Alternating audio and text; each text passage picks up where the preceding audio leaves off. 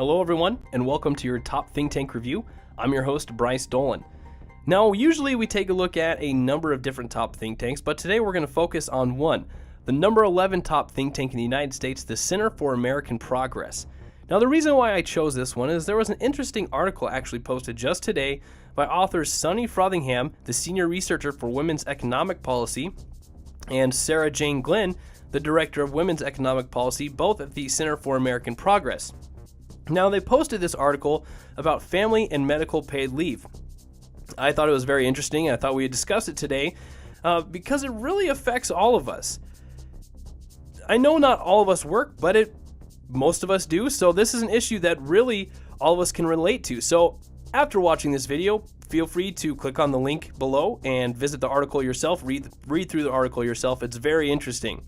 But anyways, did you know that the United States is the only advanced economy to not guarantee their workers paid time off? Only 12% of private sector workers in the United States receive paid family or medical leave. 12%. That means 88% of private sector workers in the United States do not receive paid family or medical leave.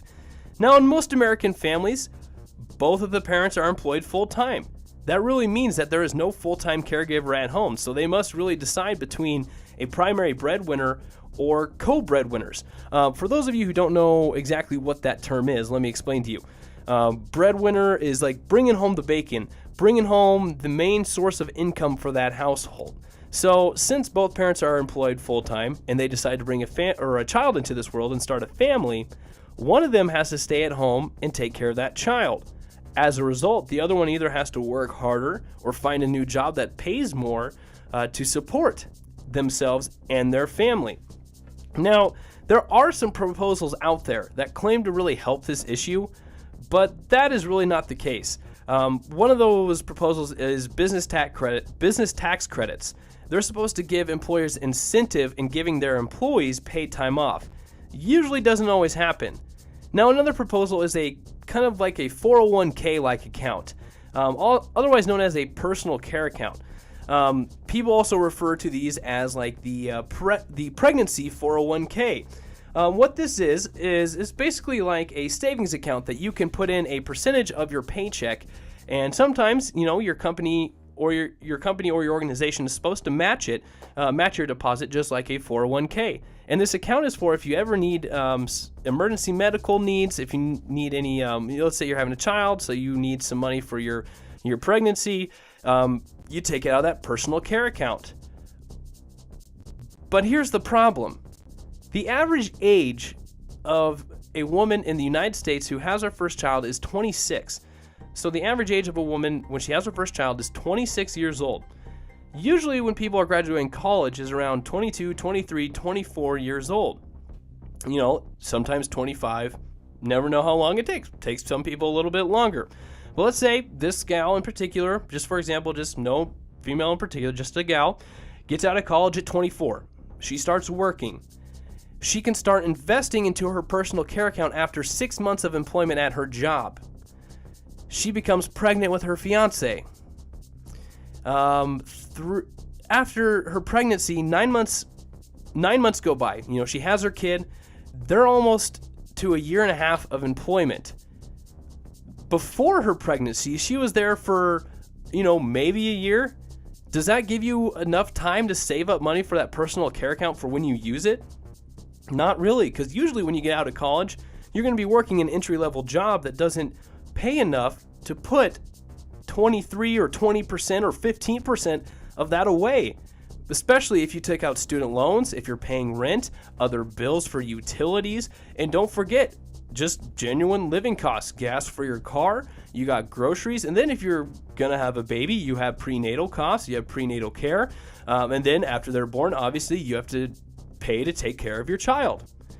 So in 2014, the Center for American Progress and the National Partnership for Women and Families outlined the key features of a necessary National Family and Medical Leave Program.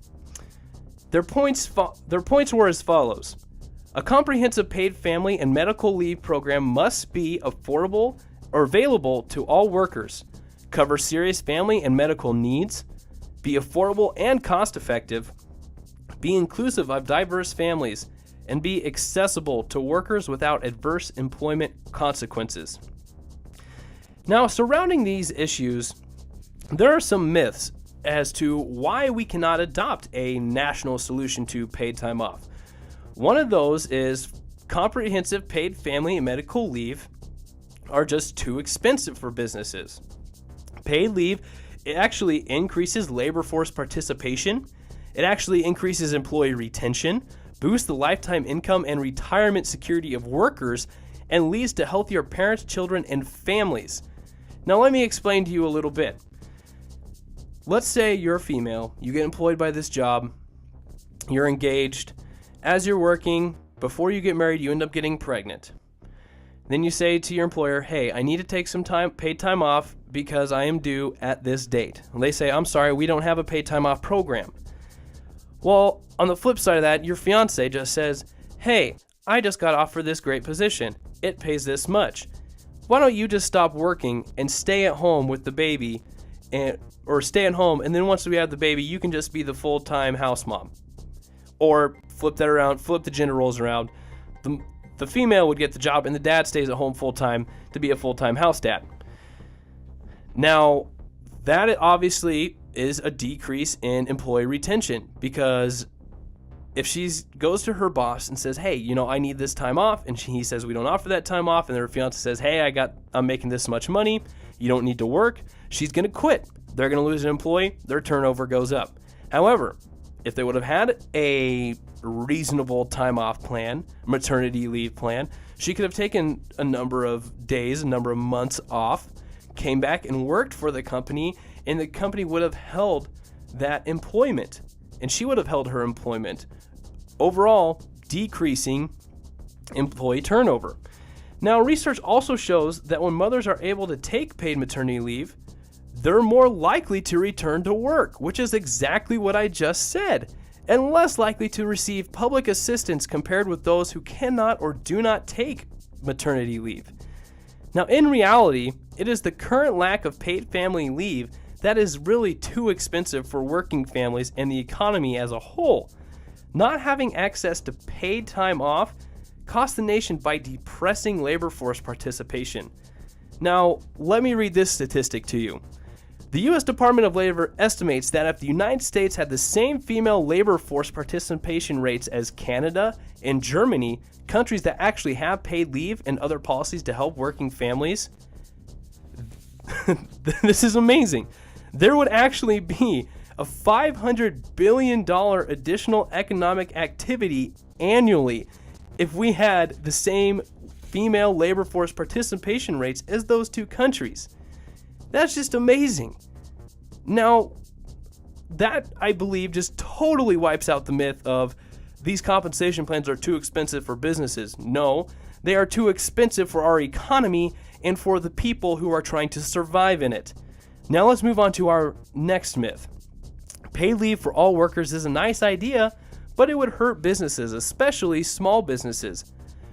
Actually, research shows that paid family and medical leave programs have neutral or positive impacts on businesses. Susan Wojcicki, the current CEO of YouTube and the first Google employee to take maternity leave, argued that paid leave is good for business. After a maternity leave policy decreased the number of new moms who left Google by 50%. That is actually what we just talked about. Are female workers who become new moms more likely to stay committed to their job, employed at their job, if that employer is willing to let them take a month or two off for maternity leave? Absolutely. Google proved it. The number of new moms who left Google was decreased by 50%. That's just, you can't argue with those numbers.